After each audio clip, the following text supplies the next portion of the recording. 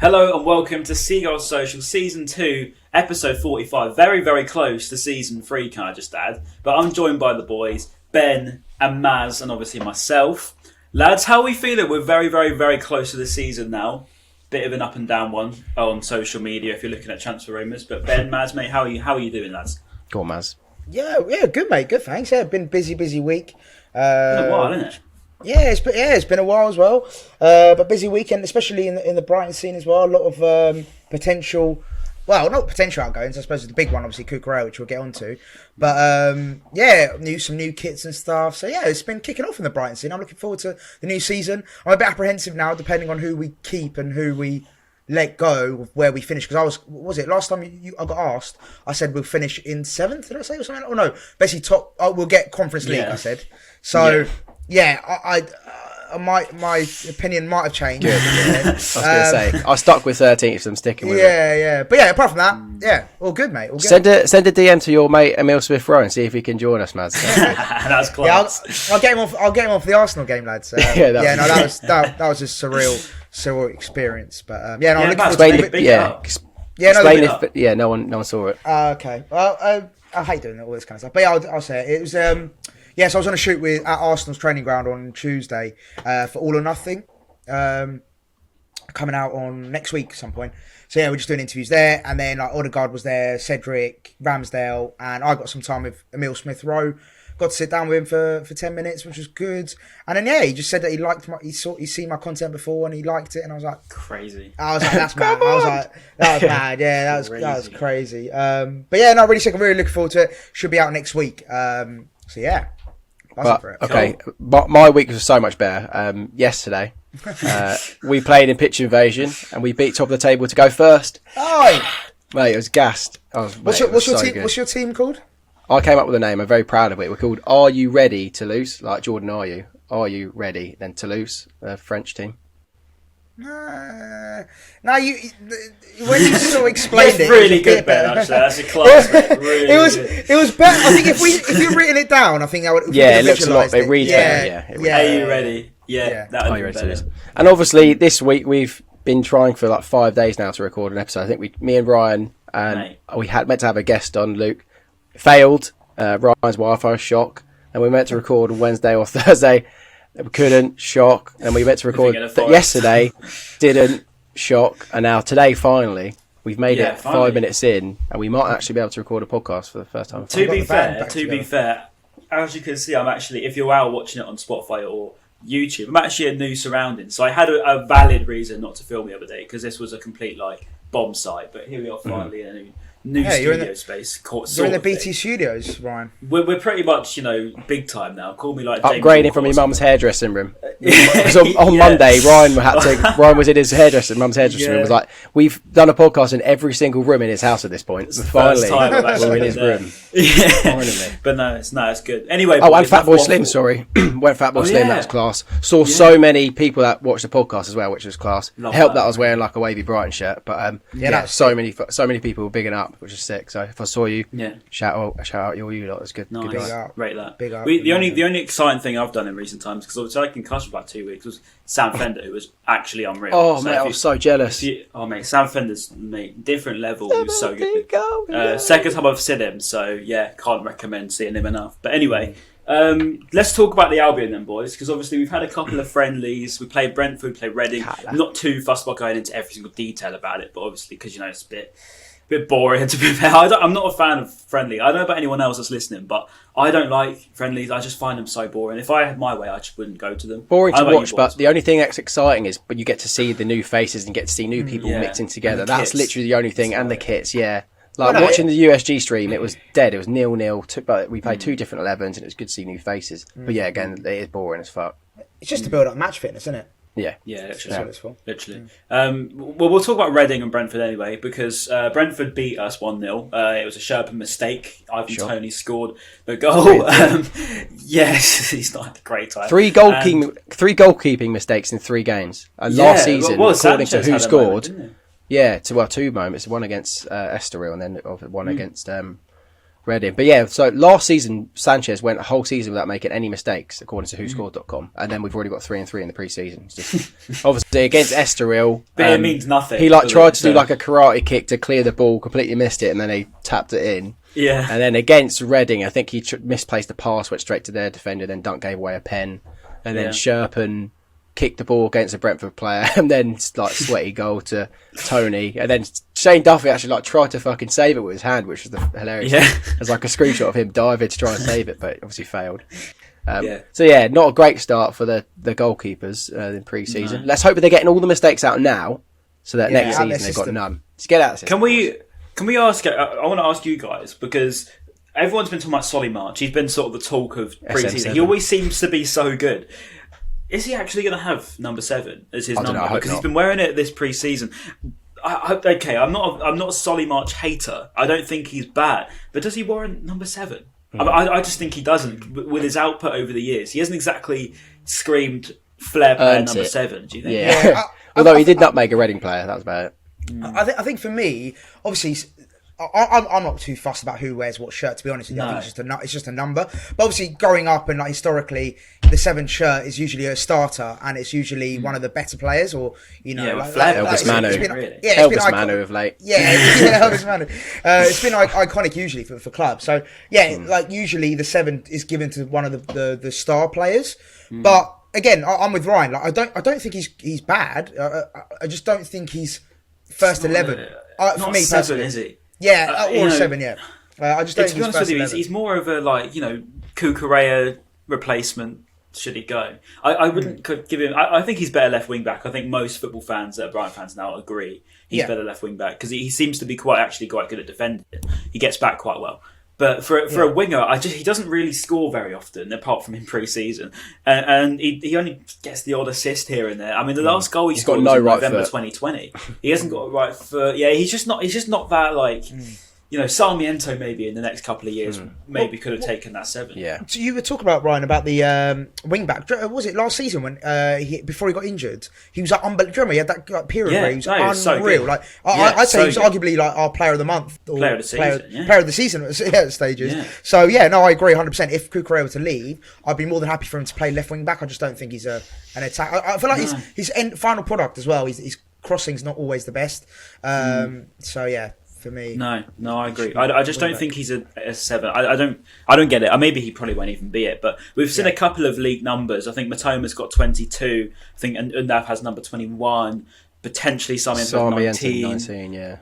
So I see Sousa's changed. He's changed like in 3 games. He went from he went from like 40 to 30, and then he went. I don't know what he had against Reading. I can't really remember actually. He might have had like 20 or something. What's strange about Sarmiento's 19 is that actually when Enciso signed, they said he was 19. So all of a sudden now he said it on the Loose Women show, didn't he?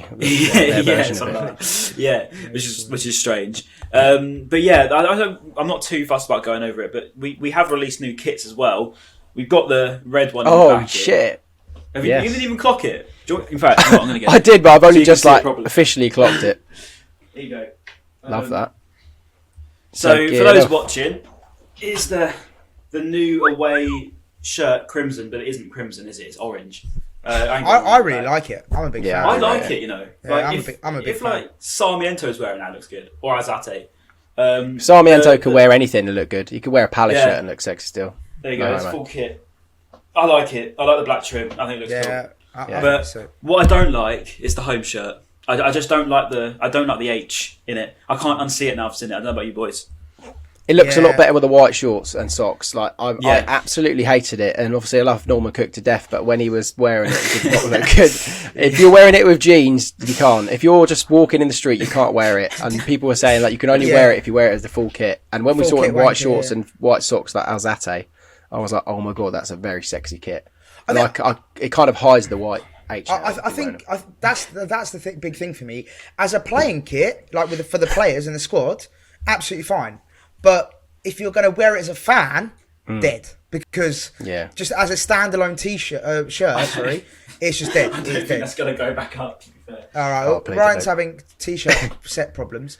But So going back to the kit, I think as a home kit, like when it's full playing kit and the players are wearing it, I don't mind it. It's not as bad. But when it's a standalone just shirt, I think it's a bit crap. And we got memes as well. Crystal Palace found it. Oh, those were good memes as well, which pissed me off. It was good. When it's a good meme.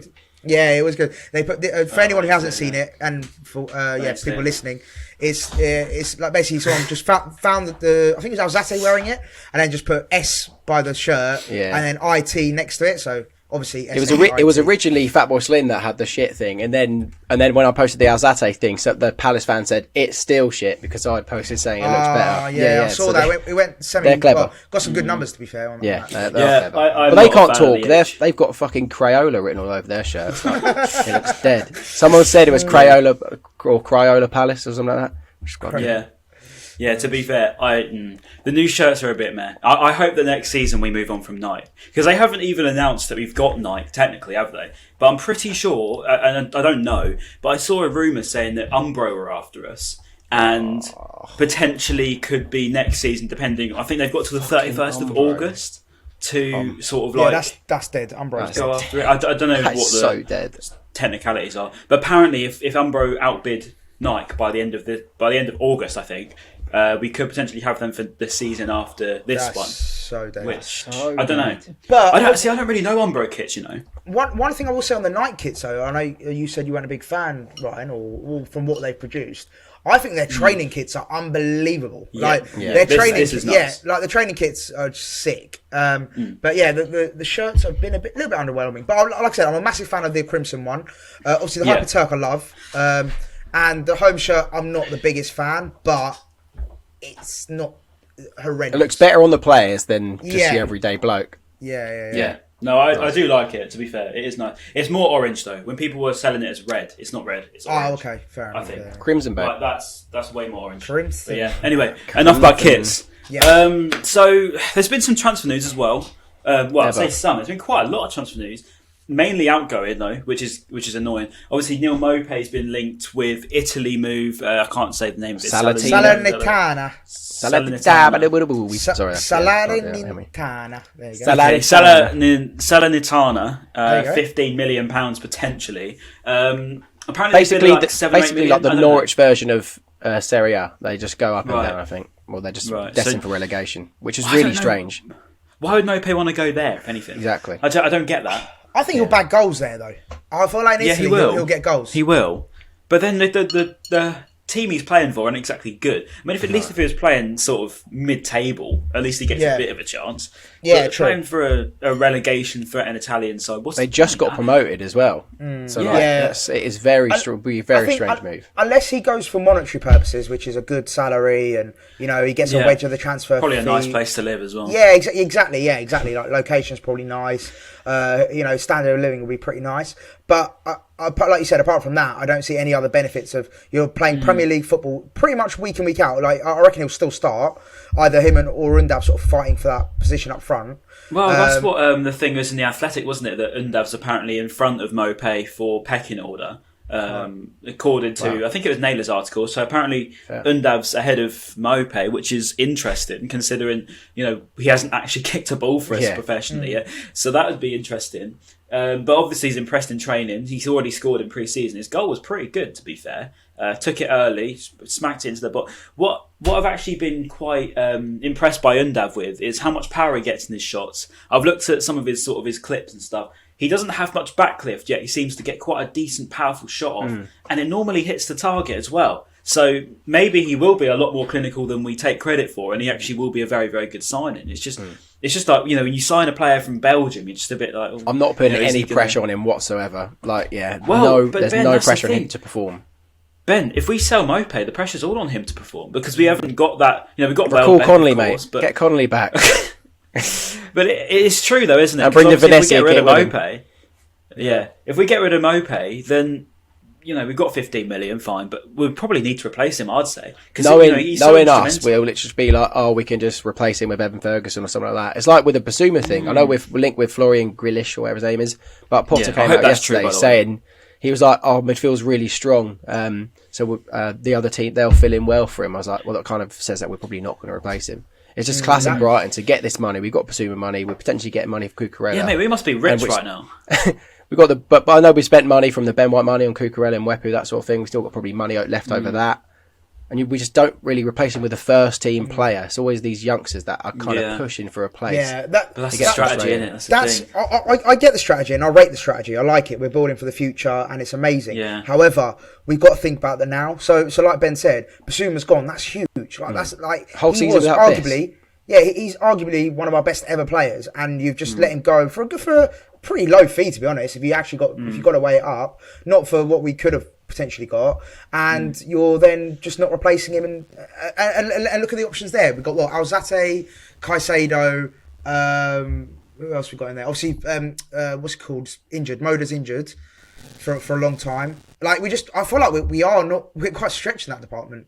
I feel like we haven't got the depth that maybe Potter thinks, but Potter knows way more than me, and he knows better than me. So this is another point, isn't it? This morning, obviously we've had the news that Teddy Jenks has moved on loan to Crawley Town, but more significantly, Marc Cucurella has apparently handed in a transfer request, according to Fabrizio Romano, who has been so hit and miss with Brighton transfers. Not even just this season, to be fair. For the last couple of years, he's been quite hit and miss. This one, apparently, if we were to go into the whole deal, because I wrote a big piece on it the other day as well, so I'm quite well informed on this one.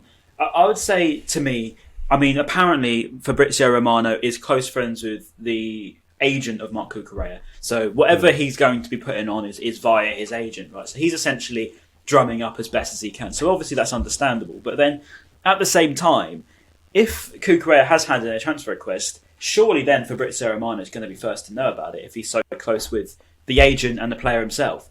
If anyone's going to put it out first, it's got to be Fabrizio, right? So, he's dug himself a massive hole if this doesn't come off, because he's been on it completely since the window opened that City will get Marc Cucurella. He's an unhappy player. Then you've got Andy Naylor coming out saying he is an unhappy player.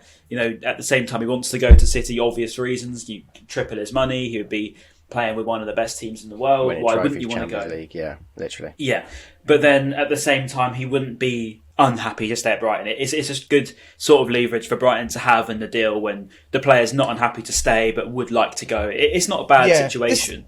It's the transfer request that's got to me. I was just exactly about to say that. For me, if the news is true that he's handed in a transfer request, that is worrying, because usually when a player does that, that means they are 90% gone, because they don't, they've actively said to the club, I want to leave. So, and when a player does that, the club are sort of more likely to then, all right, we have to go and negotiate a price that everyone's happy with. So I think as soon as Man City hit the threshold of what Brighton want, which apparently is more than I read from the Athletic that it's more than the 50 million that's been quoted. Read from Vavel as well, didn't you? I don't know. I read that and I was like, okay, so what are we asking for then? Are we asking for 60? Are we asking for 70? 80, 90, who knows? That's mad. Like, to think they probably would spend it, but at the same time, I'm sure there's other options that are cheaper and less hassle. So I would say, based on the information that's come out, especially around since I got that gig with Vavel, is that if I just can't see it's going to be £50 million and we accept just because we sold Ben White for 50 million. And English tax fine, but Cucurella is by far and wide better than Ben White, and I don't dislike Ben White by any means, but Cucurella is one of the best players this club's seen ever. So to sell him for the same amount of money that an academy prospects come through as, I think would be crazy. I think it's different though, because like Arsenal really needed Ben White. I don't think City massively, like if they didn't sign Cucurella, like it wouldn't be the end of the world for them. They've still got great players that fill in. They've got that youngster that done really well in their recent pre-season game, and Pep said he really liked it. They can put Cancelo left back and then put exactly. Kyle Walker right back. Like, Ake plays left back sometimes. Yeah, but I do think this domino effect has happened since, I think it was last night or this morning, when the Athletic reported that that the City were like going to come away from the deal. They were going to take a step back. I feel like maybe Cucurella and his party have probably panicked and thought, shit, well, we've got the only option they've got to do to push a move is to hand him a transfer request, and he's done it. I don't know, whoever released that bit of information, or the Athletic, or gave that away, it's definitely made them, like Cucurella and his party, panic, because Yeah. you can't blame him for wanting to leave. And I think as well, if it's true that Romano is in pockets with or is in talks with Cucurella's agent, it would make 1,000,000%. It would make so much sense, because it was a tweet he did as well. Like, he tweeted about Cucurella about 30 million times, but from one of the tweets, I remember quoting it off our account, and it was like, he's just clearly trying to engineer a move. Like the way he structures his tweets and the way he words certain bits, it's just so, for me personally, so evident that he's trying to engineer a move for Cucurella, even though it's so dodgy. He's so dodgy. I feel, and he's got so much pull. He's got so much influence on the market that it's actually quite dangerous. Like, as someone of that influence, to be able to. It's like Elon Musk, isn't it? When he was crazy over Bitcoin. About Bitcoin, and he could just manipulate it like that. He would say, "Look, everyone buy Dogecoin," and everyone bought Dogecoin, and it would just go like that. It was so bad, really. Exactly. It's complete Surely manipulation of the market. Some point there, he'll get like sued or something. Like if he's getting like money under the table from Cucurella's agent for the agent fees or whatever, just to like try and push the deal. Yeah, something's dodgy about this. It's so dodgy for him to tweet so much about the same shit. He tweets about personal agreed terms about. For the past 60 days, he's tweeted that probably like fucking 30 times. It's the same shit. Like, why would you have to keep repeating yourself? Yeah, unless you've got an incentive involved. I think I replied to his tweet yesterday, and he put on another update, which wasn't an update at all. It was just what he's been saying for ages. And I'm saying, why tweet this if it's no update? There's no update, so don't say anything. Exactly. It's so obvious that as soon as it goes a little bit flat, he wants to try and spark it back up again. And it's just, historically with Brighton and transfer requests, we haven't always given in when a player hands in a transfer request. I mean, obviously at a much lesser scale when Dale Stephens handed a transfer request for Burnley, when Fulham Fulham and Newcastle actually went in for Lewis Dunk. Lewis Dunk even went as far to not actually play, refused to train, didn't turn up to one of the League Cup games, I believe. Yeah. He's had. We've had multiple chances of these players. Anthony Knockaert was linked with Newcastle when he was right on his form. All of these teams were much, much bigger than us at that time, and yet we still managed to keep hold of the players. So transfer requests don't necessarily mean the player is going to go. It just means that they're going to get, one way or another, a big, big contract. I think that, I don't think that Cucurella is unhappy. I think that he would just be, I would say, given a much, much bigger contract at Brighton should this deal not go through. That's how my reading of it. And I think that Fabrizio is working with this PK guy to help that. I mean, even if Man City don't offer up the money, Cucurella will eventually get a new Brighton deal, and it'll be, top paid player. Which I think he deserves, to be fair. Yeah, sure. And the final thing on Fabrizio from me, do you see he's getting rattled by the Brighton fans? Mate, so good. It was so funny. He started like biting to like loads of replies, nibbling to everyone. He's nibbling to everyone. He's like, why don't you go become a reporter or something like that? I was like, mate. He's calling people mate. I was like, that's when you know you're jarred, like you're vexed when you're calling people mate. His head was hot last night for sure. His head was lost. Yeah. Brighton Twitter undefeated once again. Okay, so let's ask the question very, very blunt and obvious then. Do you think, in your opinion, Cucurella will leave come end of August? I'll start. This is a tough one because I was so sure that he's going to stay prior to this morning, and then I saw the tweet. The tweet from Romano, and I was like, God damn that Romano. I was adamant. I was like, he's not going to leave. It's all just paper talk. Obviously, I'm not going to deny there's not an interest from City. Obviously, they are in negotiation. They've been trying to actively get him. There's no doubt about that. But I was confident that he's going to stay, give us at least another season, and then at the end of the season review, see where he is. If we've qualified for Europe, amazing. He might stay another year. If we haven't, he'll probably leave, etc., etc. But now that I've seen, if the news is true that he's handed a transfer request, I reckon the transfer request news will be true. I just think it adds up. Well, in that case, I'd say the chances of him leaving are 75%. Yeah, I wouldn't say that's unreasonable. I was quite funny this morning. I was chatting to my friends, and then I was like, "No, I think he's happy to stay. Obviously, he'd be happy to leave because he'll be playing for Pep and that. But I think he'd be happy to do one more year." Literally 20 minutes later, my mate sends me a screenshot of saying Cucurella's handed in a transfer request. I was like, classic. That was a great timing. But yeah, I'm probably same as you, Maz. I think I'm more leaning towards that he is going now. Oh, here we go, boys. Literally just tweeted now 35 seconds ago. Marc Cucurella hands in Brighton transfer request from Andy Naylor.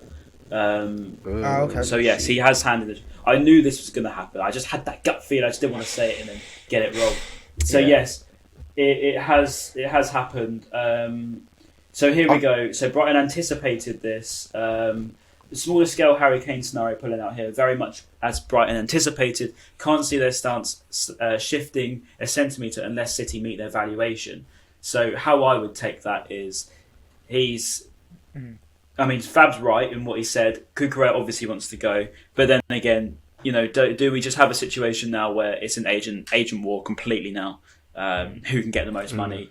It's hard to. It's just hard to. It's like it's so different to previous transfer deals that we've had. Like this, City are so powerful. Fabrizio is so powerful. Like not only do City have loads of money that we know that anyway, but they've actually made mad profit this summer already. So we should be able to squeeze out 50 million for him. They can't be thinking that he's the same amount of money as Zinchenko because he's so much. Cucurella is a much better left back than. You can't sign Zinchenko. You can't sell Zinchenko for 30 million and then get his replacement who's meant to be an upgrade for the same money. That doesn't make sense, like in any kind of market. But finally, as well, from me, someone said I saw someone reply going, "Harry Kane didn't leave either." So there you go. So that could be a good omen. Well, I mean, I don't think that a transfer request means the player will leave. I just think it means it's a way of the player and the agent getting more money at the end of the deal. Yeah. Regardless of how this goes, Cucurella is going to walk out a very rich man compared to what he was not even 6 months ago. He's going to be a rich guy, and deservedly so. He's a fantastic player. Yeah. And I personally, if I was a Brighton fan reading this, obviously it's a shame to see him do that, but at the same time, I would take your hate with a pinch of salt towards Cucurella just because I think it would be largely instigated by the agents alike. I just don't think that it's Cucurella walking into the office saying, "I want to leave. I want to get out of here. I don't want to be at the club." It's more like, I want to leave. It's more like, look, I've got interest from the biggest club in the country. Please come. We'll at least try and do something in the world, mate. You know what I'm trying to say? Best club in the world. Anyway, moving on from Cucurella, we spoke about that for quite a long time. He's going to be the podcast title once again. Don't hate on us. I know it's like the third episode. We're turning into Fabrizio Romano, but literally, don't hate on a podcast scale. Yeah, literally. But anyway, moving on to Florian Grillitsch. This one's an interesting one, because apparently he's now sacked his agent that fell out with the club. It was his dad, when the deal broke down, which was his dad. Yeah, I believe that's right. It was his dad. Your dad, how awkward. Yeah. So apparently he's been, his dad's been at the core of like a lot of the breakdowns in his negotiations. Apparently he had a deal with a couple of clubs and his dad's blown it for him. And apparently similar happened with Brighton. Although now that he sacked him, he even announced it on his Instagram saying that he's got a new agent. And all of a sudden, an Everton page put it out saying that, they were interested, but it looks as though Brighton, according to this Everton guy's information, apparently Brighton are now favourites to land him. Guys, I don't know. I've looked him up and he looks a player. I've got to be honest. He's got some insane stats as well. He looks like one of those players that you wouldn't have expected. A bit of a hidden gem sort of thing, even though he is like 26. In a way, on the videos I've seen, he literally has very, very similar traits to Basuma. The way he picks the ball up deep. He's quite technical. I was going to say Frankie de Jong. Yeah, fair enough. He reminds me of Frankie de Jong from Barca. But he picks it up deep. He run with the ball. He does unbelievable passes. He's very similar to Basuma with the bits that I saw from him, which would be good because Mwepu and Caicedo are not similar to Basuma. No, Caicedo's a bit, but they're not like him. So I think, in fact, Ben, Grealish would be a really good replacement for him. Yeah, I agree. And Ben, we should make this a clip for Twitter just to say because I've seen it a lot on Twitter. The Caicedo thing. So everyone says that Caicedo is the Basuma replacement, and I just do not agree. I really, really don't agree. No, and I don't want to put this on Twitter and just get bitten because people will be like, no. But I just don't think that Caicedo is anything like Basuma. I think he's a much better box to box and / even attacking midfielder compared to someone that can anchor the whole midfield like Basuma could. He could sort of do a bit of best of both worlds because he had Mwepu and Caicedo with him. But I just think Caicedo to anchor the entire midfield would be a big ask of him. I think he's so much better just sort of running up and down. Same with Mwepu. And then you've got sort of McAllister who can cover. But I just think that Grillitsch, I looked him up, he can play anywhere across a back three. And he can also play in holding midfield. And despite being naturally a holding midfielder, he played the entire season last season in defence. So, he sort of covers 2 for 1 deal here. Because obviously we're looking at that left side of defence.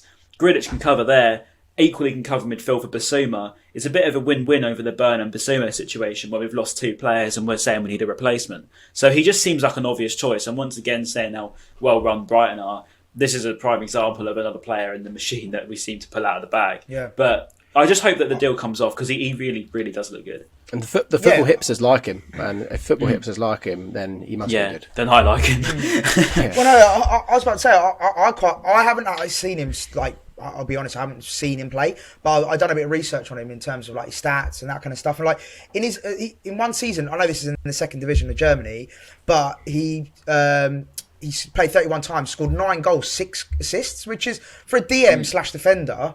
That's pretty good. Solid. And he's played Champions League football. He's played Europa League football. He's played in the Bundesliga. He's played at the top Austria level. a lot as well. Exactly. He's played 33 times for Austria as well. Yeah. Like, I just feel like he's played at a higher level, which is what you want. You want someone to basically aspire to play at that level, and you've already got someone who's done it, so they can sort of speak for himself. And he's 26 as well, so I feel like he'll be a great replacement for Basuma. Obviously not the same, but he can, like you said, Ryan, as well. He can play multiple positions. So just in case we get an injury at centre back, Webster gets injured again, he can slot in. And then if we want someone to play for Basuma, I think Matt Clark's off. Naylor seems to tweet about him like being on loan or going to. I think it was Watford. We'll link with him. And I think we'll be keeping Van Heck, which is good because I surely Duffy will be off. So I guess you could look at it as like Van Heck comes in for replacing Burn almost, because obviously we never really filled him in. If Duffy leaves, then this Grealish guy seems like he could probably fill in for that role as well, whilst playing DM as well. Yeah. No, he does look good. And also there's a couple more links. So Joel Perreault was linked from Swansea. Who? This one was a bit more of an outside. Mate, don't who him, because I looked him up. Apparently he's good. And I was like, who? Honestly, he looks unbelievable. And as soon as I watched the video of him, I was like, my God, we need to sign this guy. And I got my hopes up. And like typical 14-year-old boy fashion. For God's sake. In typical sort of 14-year-old boy fashion, I was like, my God, he looks so good. We need to sign him. 22, young striker. He scored 21 goals in the Championship last season. 22. For a team like Swansea, correct me if I'm wrong, but I'm pretty sure they finished like mid-table-ish. Yeah, they weren't really, in and around it. I could be wrong, but 72 rated with 79 potential, lads. We're onto a winner there. But no, for me, 21 goals in 44 games last season in the Championship, which is, we all know, like, Championship's not exactly an easy league. Swansea as well. Exactly. So, mate, and he's 22 years of age. Like, he's so much room for development. He does look so good. I think what I looked at was, I found an information piece on him, and it was to do with Dan Ashworth. Apparently, he's a Dan Ashworth pick. And apparently Brighton were just sort of asking the agent whether he's available before Ashworth snaps him up for Newcastle, or at least inquires for him. So I don't know how true that is, but apparently that's the case in that situation. I think Newcastle will be on the Joel Perreault. I think they'll be looking higher than him now, surely. Yeah. I think it's just an Ashworth thing, I think. My question would be first of all, if we were to sign him, does he come in as a starter? Does he come in as a backup? Does he... is he there just to supplement the squad? I think it came out when Maupay was linked away, so it was more like I'd say Maupay replacement. So I'm just looking at the Championship table for last season. Swansea finished 15th, so to get that many goals for a team that finished 15th is good going. That's mad. That's mad. And also, just finally on the striker situation as well. What's going on with Zakiri? Is he? Because I've seen he's potentially going out on loan. Alone again. Andoni will go hopefully on a permanent. Karbovnik will be on loan again. Sherpen's going out on loan, and Kozlowski is going out on loan as well. Yeah, and that's if Karbovnik doesn't just get sold. Karbovnik might be a perm, yeah. He's been a colossal sort of flop, hasn't he? It's mad actually how much he has flopped. He never got to play though, to be fair. No, it's a shame. He made an appearance against Leicester, didn't he? And he looked good in that game, I thought. Yeah. Gave him the number 6 shirt as well, which was crazy. That was putting a lot of faith in him. Yeah, no, it's just shame. But anyway, moving on then. So I think we've pretty much covered all of the transfers. Well, it's more of like what. So I put this down as more to like the question, like how do we think it's been? And I'll start to make you guys obviously have a little think. Yeah, so by all means. I think because I put a poll on it last week. I was saying like what do we think? Was it been a bad window so far? Has it been a good window so far? Has it been average? A lot of people said it was average, which I totally agree. It has been average. We brought in Simon Adingra, who was one of the best players on the pitch when we played against him. and sent him out on loan. And then we've bought in Julio Enciso, who we tried to get in January and obviously only just now signed in the summer, which wasn't really a surprise because we all knew that we were going to go back in for him. He's potentially going to go out on loan, but it looks like we're probably going to stick with him this summer, which is cool. But he's not a first team. He's not going to be going into that 11 straight away. It looks like he'll be on the fringes. And I know we've said it already this episode, sorry. If we actually sign a player that will be a first team player, like guaranteed first team player, then it'll be a bit more of a better window. But right now it's very average, considering we've lost Basuma, haven't replaced him, might lose Cucurella, and not really linked with anyone to replace him either. And knowing us, we'll probably just put Sonny March left wing back. And so what would you rate out of 10, Ben? 10 or 6 maybe. Yeah, interesting. Why don't you take over now? What do you reckon? See, I think if we lose Cucurella and don't replace him, I would be kind of worried, especially if we lose Maupay as well. Because if we lose Basuma, Cucurella, and Maupay in one season, in one window, and don't replace any of them, and then we're reassured that it's okay because we've got like an 18-year-old that's going to fill their boots, I would be kind of worried. So yeah, in that sense, it's a low rating. But saying that, the players that we have signed do look pretty decent. I think Undav does look all right. Depends on obviously how he hits the ground running in the Premier League. We've already covered Adingra. Matoma could be a bit of an underrated one based on how he's performed in pre-season. He does look quite good. Whether he's Premier League level or not, we'll see. It's just a shame because they're all sort of like unknowns, so we can't say oh yeah, Matoma's going to be brilliant, or he's proven it at so and so he's going to do this. It's just a bit like we've got to hope that the players who signed are going to be good. But yeah, I think it depends on how we deal with Cucurella. I think if we keep him, good. I'd say it's a solid 6 or 7, maybe even a little bit higher, because retaining him, City interest is difficult. But if we do lose Basuma and Cucurella in the same window, I'll be inclined to say about 4 or 5, to be fair. It just depends on if we sign any replacements, I think. So my friend just made a really funny joke about Cucurella because they were just in the chat. They posted that Adidas has announced that he's had a transfer request. My friend that works at the training ground, he was like, "Don't worry, lads, I'll just lock him in the spa. He won't be leaving." Please keep him in there, please. Yeah. What about you, Maz? What do you think? Yeah, no, I agree with both of you. Like, not to sort of harp on too much, but yeah, similar to you both.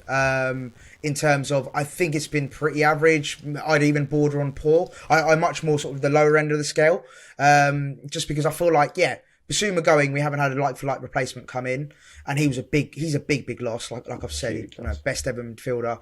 Obviously, I was disappointed to see Ostergaard leave as well. I felt like he could have done something at the club. I just feel like he potentially didn't get a fair chance as well, considering good deal though, up to 10 mil for him when he hasn't made a first team appearance or something like that. No, that's fair, but I feel like at the age of 22, going to Napoli, like he's obviously well regarded. Like for a team like Napoli to come in for him and take him, I feel like have we missed out a little bit there and not giving him a fair chance, especially like we said, like with Duffy leaving, also with Matt Clark going out on loan or leaving permanently, Burn not replacing Burn. Obviously we've got Van Heck, but I feel like we could have maybe kept him just for that depth. So yeah, I'm not, and Undav as well. I'm judgment still out on that one. I'm still a bit like, is he going to score the goals? And I was disappointed with Dingra going out on loan as well. So yeah, I'm going to go with, I'd say 5, sort of 4 or 5 to be honest. I'm not. Yeah, mood is high, isn't it? After this news of Cucurella, it's difficult. It's just like, exactly. Especially, if Cucurella leaves, definitely a 4. I mean, this has come out like literally 7 or 8 minutes ago. That's why it's so difficult. But if Cucurella stays, I'll give it a 5 to be nice. It's just transfer windows are meant to be fun. You're meant to see new faces. You're meant to have new players that are going to play for your team. Unfortunately, if I was a Spurs fan, I would be buzzing. Like they've had an unbelievable window. They've had such a good window. And Nottingham Forest, mate, have been unbelievable too. I mean, if I was a Forest fan, I'd be very happy right now. Palace even have had a very good window, and it's a shame because Palace are getting better. And a lot of the teams around mid-table are getting better too. And we're looking at selling potentially 3 of our best players.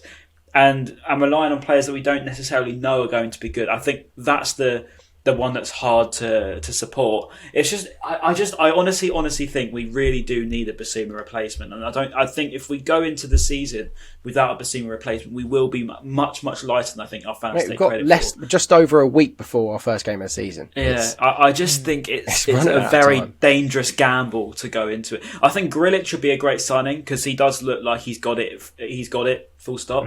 I just don't know. With the Cucurella thing too, and if we don't get hold of Grilic, I would be kind of concerned as to even if we sign him, he hasn't had a pre-season with the club. He's been a free agent, unless he's obviously you can say he's been doing training personal trials. Yeah, of course, but it's nowhere near the same as working with the team for a summer. Yeah, it's gonna be tough. Anyway, let's put it on a hopefully I don't know how this is gonna go. Premier League predictions and Brighton predictions. Honestly, I've been shaken up by the fact that Cucurella could potentially be going, so that's completely changed everything. Is this sent in from James, Ben? Because this is your segment here. I'm reading. I put his name. I put his name there to read out. This has been sent by James, who's top lad. He's asked for top scorer, star man, surprise package, most improved, breakthrough youngster, and final league position. We can sort of go through them one by one, but sort of quicker. Let's quick fire thing. Quick fire. Do you want me to so I think we do that instead. I'll quickly do. Okay, you do your quick fire first. Quick fire it because I wrote it down. Frig. Insert elevator music right now. Quickly, fuck me. It's gone from quick fire to... Okay, here we go, got it. All right, quick fire to pending. If he doesn't get injured, top goal scorer will be Danny Welbeck. Star man will be Moises Caicedo because Cucurella will probably go. Surprise package, I think, will be JP Van Heck, Jean-Paul Van Heck. I think most improved will be Solly March. I think he will push on again this year. Breakthrough youngster, that's got to be Jeremy Sarmiento. He looks like unreal. And this, mate, he just looks like an absolute baller. And I'll stick to what I said towards the end of last season. I think we'll finish 13th. Okay. Nice. Go on, Maz. Are you going next, Ryan? Maz, you shoot. Okay, cool. Top scorer, I'm going to go with, just because we've got no one else and I definitely don't agree with Welbeck, I'm going to go with Undav. I'm going to go with Undav as top goal scorer. Star man, I think, depending on... Cucurella. Too hot and cold.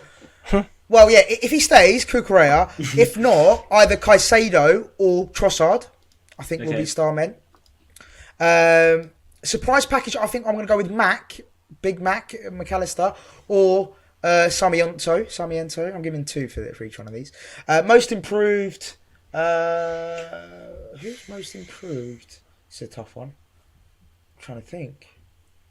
Who will kick on from last season? I'll come back to that one. Breakthrough youngster. I'm going to go Van Heck for this one. I feel like he might get given a chance if there's some injuries and stuff. Or Enkiso.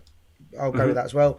And then final league position. I'm going to stick with it. We're going to get Conference League. So whatever position that is that 8th? I want to say.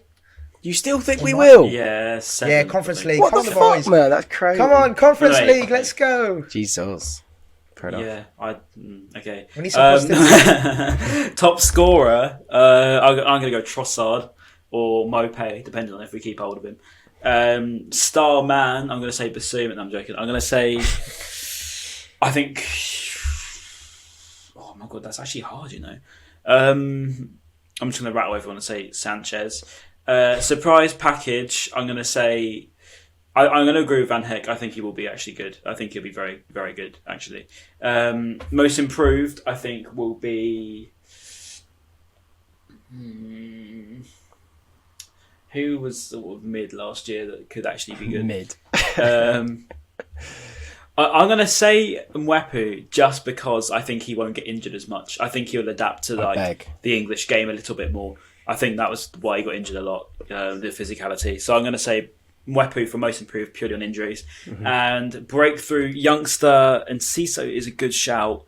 I think Van Heck's also a good shout, But Simon, I'm going to say Van Heck for breakthrough youngster as well, just because he is only 21 or 20 years old, so it's crazy that he's even being linked with our first team now. And finally, position, I'm going to go 11th, I think. Fair enough. Nice. I think that's... Yeah. I think, boys, that's everything, right? Well, I think Prem predictions. Okay. All right. I might as well go. Then top 6. So it's going to go Man City, Liverpool, Spurs, Then just by default, because all the rest are pretty shit, Chelsea. Then I've got two more. Let's put Arsenal in 5th. And then Man United in 6th. Yeah, I agree. I don't know. To be honest, I think I might agree with that top 6 as well. Tony Marshall season, apparently. They're giving him one. My brother was like, "I'm giving him one more year. He's got one more chance." And I was like, do you remember that he had a Ballon d'Or clause in his contract? Did he? Oh, that's embarrassing. Yeah. Is that no the famous? Way.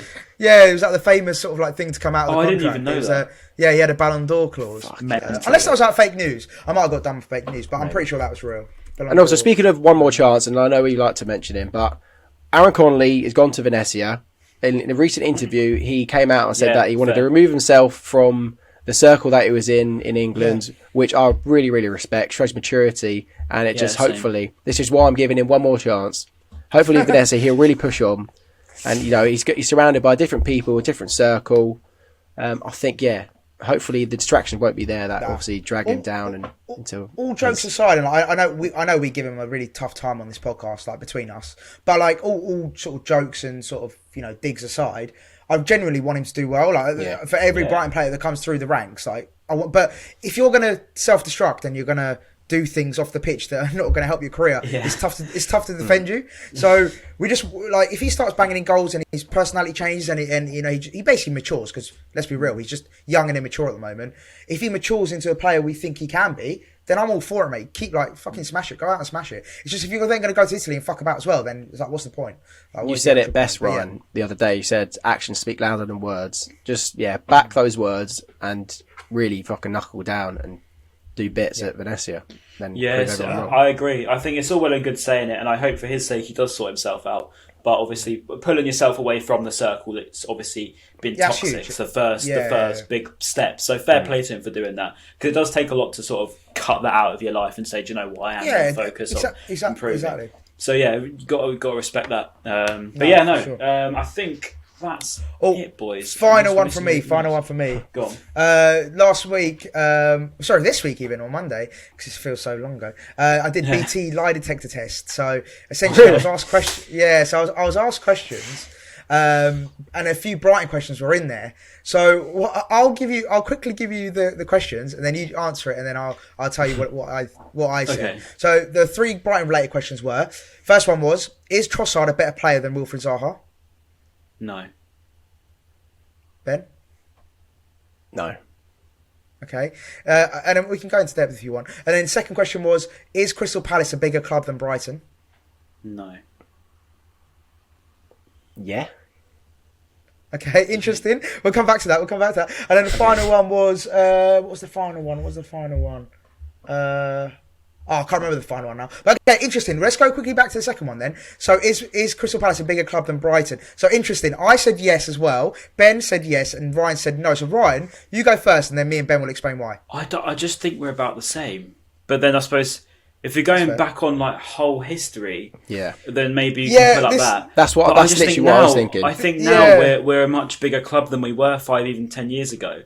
So I'd say we're about the same now, but then that's the thing. Back then maybe people take that question with different meanings. Yeah, people read that differently. You can interpret it differently. Exactly. Interpret it differently. And I interpreted it as that's why I gave them the edge, because right now, Ryan, 100% literally on par. If not, we're probably maybe better run. You could argue that's maybe that's me being biased, but to be history fair, in that Palace have pulled it back together recently. I always give them credit for that. Fair enough. Oh, sorry. And then final one was, is Graham Potter a better manager than Patrick Vieira? 100%. Easy. He is. Yeah, easy. He is nice. And Joel, if you're watching this, Joel Bayer, if you're watching this, mate, he's trying to dig me out. He's like, "What? Patrick Vieira is better than Potter?" I was like, "It's because he's a gooner, isn't it?" I was like, obviously. Put that on Twitter, because that'll actually be interesting. Yeah, mate, honestly, the 3 questions were brilliant. They're really brilliant. Yeah. And also as well, I obviously recorded it as well. So what I'll do, Ben, we can talk about this after, but I can get the clips together and we can put it out on our social. Yeah, cool. Yeah, cool. Nice. Maybe just wait. Maybe we could wait until that's fair. That might be better. Yeah. It's out on Monday, so cool. No harm in waiting. Love that. Cool. Do you know what, actually, just before we finish, I think those quickfire things would be quite good to do, or not on a weekly basis, but something like that, just to something a bit different, a bit of a segment. We just do a little quickfire. It makes you think. I think it's quite cool. But Yeah, that sounds quite good actually. That's what I do, Ryan, mate. It's what I do. Yeah, Maz, bring him back, bring him out. Put Yeah. Maz's quickfire round or something. We'll do it every week. Or No, I like it. I think, yeah, like you said, it's good format. It drives works debate. well. Yeah. Anyway, boys, I think that's about everything. I think unless something dramatically happens today, it looks like Cucurella has handed a transfer request, and we're basically all on our knees to hope he doesn't leave. But yeah, thank you all for listening. Make sure you keep streaming if you are on Spotify, Apple Podcasts, and if you are on YouTube and watching us, please do give us a like and subscribe as well. We've been the boys on Seagulls Social. We'll see you in the next one for the new season against Manchester United. Peace. Goodbye.